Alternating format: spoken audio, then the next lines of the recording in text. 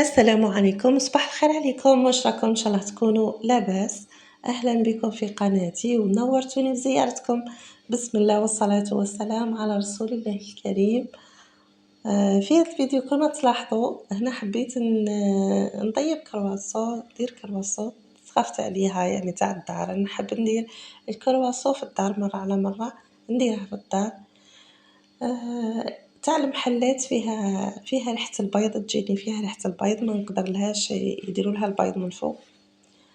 أنا نحب نديرها في الدار، والبيض ما نحبش نديرو من الفوق كما تشوفوا هنا.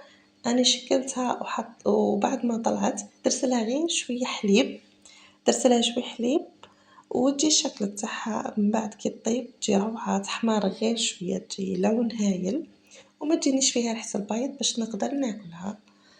أنا خليتها تحمر في الفور، حطيتها هكا في الفور دوك تشوفوا تبدا تحمر هنا قريب طيب.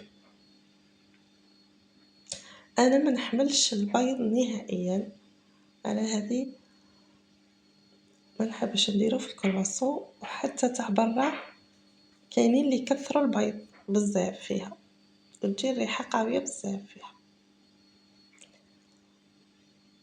ودوك تشوفوا الشكل النهائي نتاعها او يعني اللون الاحمرار تاعها بعد ما تطيب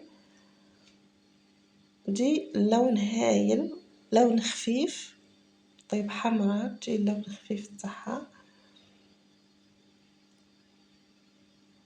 هنا بعد ما طابت صايي انا سكرت الفور وحطيتها تبرد. شوفوا اللون تاعها خرج هايل، درت لها شويه جلجلانيه من الفوق جات خفيفه فيها الشوكولا لداخل، جات تهبل.